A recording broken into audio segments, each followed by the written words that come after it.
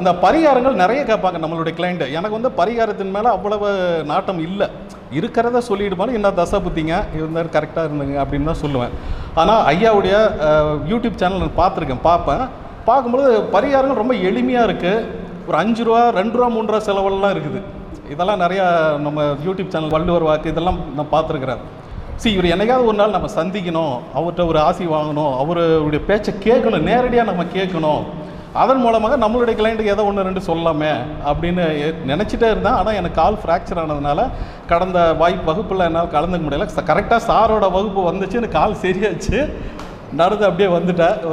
ஐயாவிட்ட கேட்குறேன். அற்புதமான, அதாவது மாரி முத்து அப்படிங்கிற பேருக்கு மழையாக கொட்டிக்கிட்டார் முத்துக்களை, அதாவது ஜோதிட கருத்துக்களை அப்படின்னு தான் சொல்லணும்.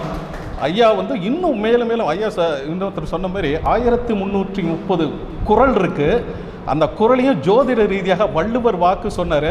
ஆனால் இந்த வள்ளுவர் அதை ஒரு பரிகாரமாக நமக்கெல்லாம் கொடுக்கணும் அப்படின்னு நம்ம கேட்டுக்கிறேன். இந்த காலகட்டத்தில் மென்மேலும் நமக்கு அவருடைய யூடியூப் சேனல் வழியாகவும் சரி, புக்கு வெளியிடுறதாலும் இருந்தாலும் சரி, பல அரிய கருத்துக்களை நீங்கள் மென்மேலும் கொடுத்துக்கிட்டே இருக்கணுங்க ஐயா.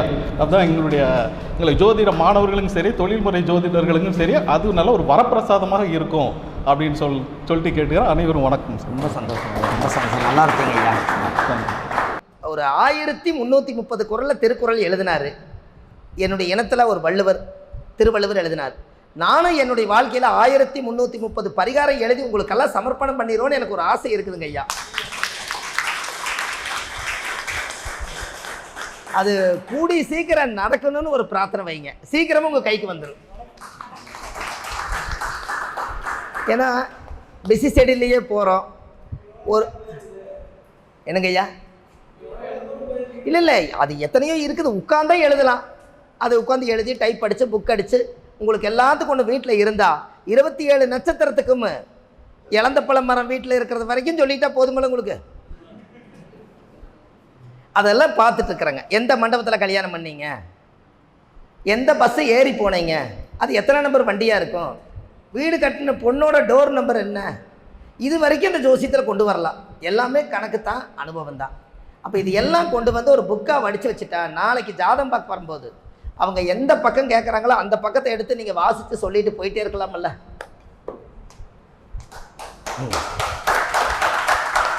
அதுக்கெல்லாம் இப்படி எழுதுகிற பரிகார நோட்டுகளெல்லாம் ஒன்றா சேர்த்து வச்சு டைப் அடித்து அது புக் அடித்து உங்களை மாதிரி இருக்கிறவங்கெல்லாம் நீங்கள்லாம் வெளியிடுங்கன்னு உங்கள் ஆதரவு இருந்தால் ஏதோ ஒரு மாநாட்டில் வெளியிட்டு எல்லாத்துக்கும் ஒரு புக்கு கொடுத்தா வாழுங்காலத்தில் ஒரு பொக்கிஷமாக வச்சுக்குவாங்க.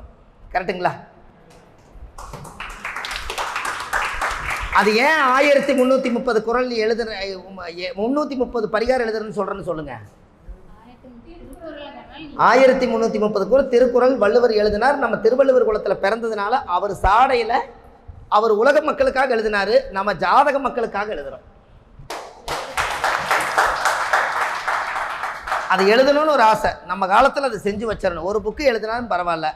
அத்தனை பரிகாரம் உலகத்தை கொடுத்துட்டா அதுக்குள்ளே இல்லாத ரகசியமே இருக்காது. எல்லாம் இருக்கும் அல்லவா? என்னங்க ஐயா? கரெக்டு தானுங்க ஐயா? அப்படி ஒரு அதில் விஷயம் இருக்குது. அப்போ இந்த அசுவனி நட்சத்திரக்காரு வீட்டில் சிவன் பக்தர்கள் இருக்காங்களான்னு மட்டும் சொல்லுங்கள். இருக்காங்களாம்மா? அது எதனாலங்கம்மா சிவன் பக்தர் இருக்காங்க? அசுவனின்னா கேதுன்னா தையல் மிஷினு. அது குதிரை ஓடுறது. கழுத்தில் தையல் மிஷின் போட்டுக்கிறவங்க என்ன போட்டிருப்பாங்க? கழுத்தில் டேப் ரோல் போட்டிருப்பாங்க. பார்வதி கழுத்தில், பரமசிவன் கழுத்தில் என்ன போட்டுருக்குது? பாம்பு மாதிரி இருக்கா? அப்போ சிவன் தானே அது. அப்போ சிவன் பக்தர் இருப்பாங்களா இருக்க மாட்டாங்களா சொல்லுங்க?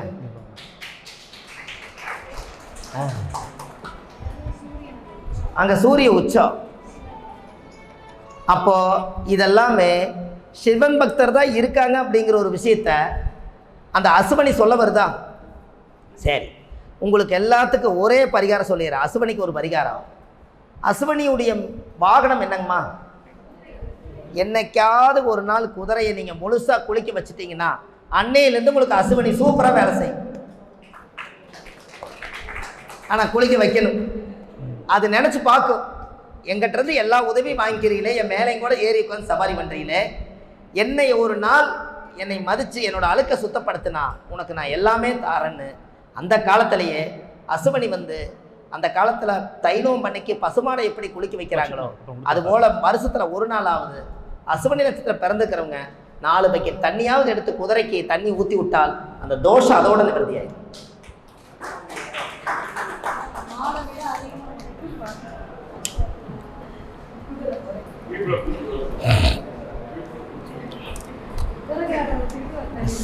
சார் அந்த ட்ரிங்க்ஸ் சாப்பிட்டாங்கன்னா குதிரை நுரை கொடுக்குறாங்களா இல்லையா?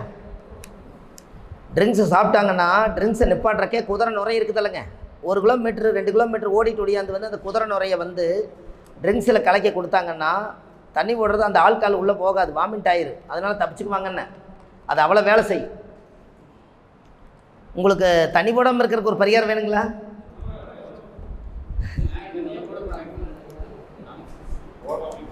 ஐயா தவளை இருக்குதில்ல, தவளை குளத்தில் தவளை இருக்கலைங்க ஐயா. அந்த தவளையெல்லாம் வந்து நிறைய குளத்துக்குள்ளே இருக்கும். அது கிக்குமுக்கி கிக்குமுக்கி கிக்குமுக்கின்னு கத்திக்கிட்டே இருக்கும். அந்த கத்தும் போது அந்த உமிழ் நீர் வந்து தண்ணியில் தெளிச்சிடும். அந்த தண்ணியை போய் குடித்தாங்கன்னா ஆள்கால் உள்ளே போகாது. அதனால தான் அந்த காலத்தில் 5 மணிக்கு சபரிமலைக்கு மாலை போட்டு பெண்ணோட முகத்தவே பார்க்காம போய் 48 நாள் குளிச்சுட்டு வாங்கன்னு சொன்னாங்களா? இந்த 48 நாளும் போய் அந்த தவளை உமிழ் நீரை குடிக்க 48 நாள் ஐயப்பனுக்கு கடு விரதமாக இருப்பாங்க.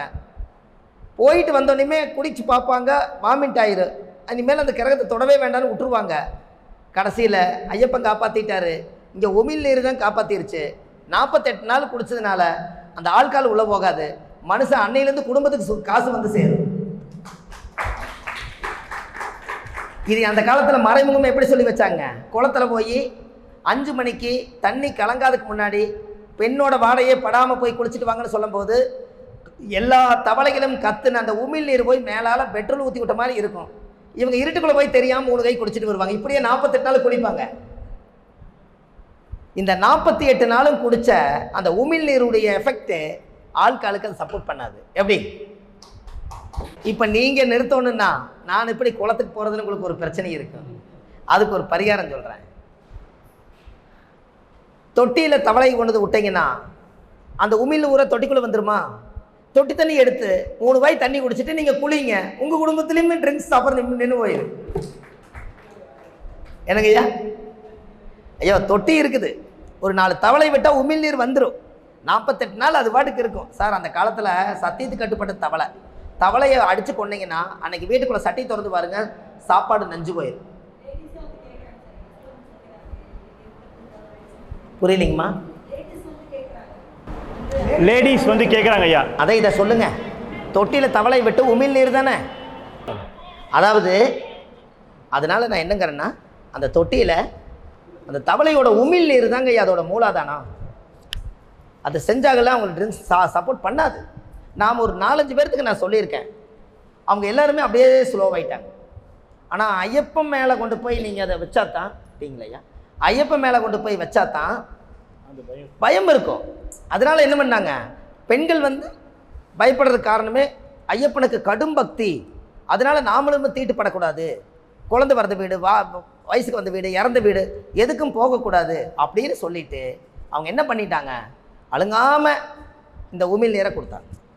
அந்த காலத்தில் குளத்தில் இருக்கிறவங்க அத்தனை பேர் குளித்தவங்க எல்லாருமே சபரிமலைக்கு மாலை போட்டு போனதுக்கப்புறம் என் புருஷன் தண்ணியே தொடரதில்லைங்க, ஐயப்பன் என்னை காப்பாற்றிட்டாரு, உண்மையாலுமே ஐயப்பனுக்கு ஒரு நன்றியும்பாங்க.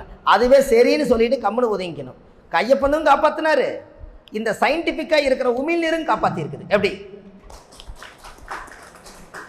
யாரையும் குறை சொல்லலை, அங்கேயும் விஷயம் இருக்குது, இங்கேயும் விஷயம் இருக்குது. அப்போ இதில் ஜாதகத்தில் நம்மளுக்கு தெரிஞ்ச விஷயம் என்னென்னா, யாருக்கெல்லாம் கெட்டு போய் சம்பாதிக்கிற காசு வீட்டுக்கு வராமல் ரோட்டில் கிடக்கிறார் அவர், ஒரு மனுஷன் எந்த இடத்துல என்ன அடிபட்டு போகுதுன்னே தெரியாது, கட்டின மனைவி இங்கேருந்து நம்ம புருஷன் சம்பாரிச்சிட்டு ஊடு வந்து சேருவார்னு நினைப்பாங்க. இந்த ஒரு வாரத்தை கிடச்சி அவர் ட்ரிங்க்ஸ் சாப்பிட்லின்னா அந்த குடும்பத்துக்கு 3 நேரம் சோறு கிடைக்கும். என்னங்க ஐயா, அதனால தான் இதையெல்லாம் நம்ம தெரிஞ்சு வச்சுக்கணும் அப்படிங்கிறதுக்காக சொன்னேன். அப்போது அந்த விஷயங்களெல்லாம் நீங்கள் தெரியும் போது ஆட்டோமேட்டிக்காக அது வேலை செய்யும். இப்போ இந்த பரிகாரங்களெல்லாம் நம்ம சாப்பிட்டதுலேருந்து உட்கார்ந்ததில் நீங்கள் யாராவது தூங்குனீங்களா ஐயா? தூங்கலை, சரி ரைட். இன்னும் கொஞ்சம் பரிகாரம் சொல்ல வேண்டியது வருங்க ஐயா. அதான் டீ சாப்பிட்டு சொல்லுவோம் ஐயா. டீ சாப்பிட்டு இன்னும் 2-3 ரகசியமெல்லாம் இருக்குது. மணி 4 மணி ஆயிடுச்சு. காலையிலேருந்து நம்ம பரிகார கிளாஸாக சொல்லிகிட்டு இருக்கோம். அதனால் எப்படி இன்னொரு 1 மணி நேரத்துக்குள்ளே முக்கியமான விஷயங்கள் இன்னும் 2-3 விஷயத்தை ரகசியத்தை பார்த்துட்டு அப்புறம் உங்களோட எக்ஸ்பிளைன் எல்லாம் சொல்லுங்கள். எல்லாத்தையும் நம்ம கேட்டுக்குவோம். சரிங்களாம்மா?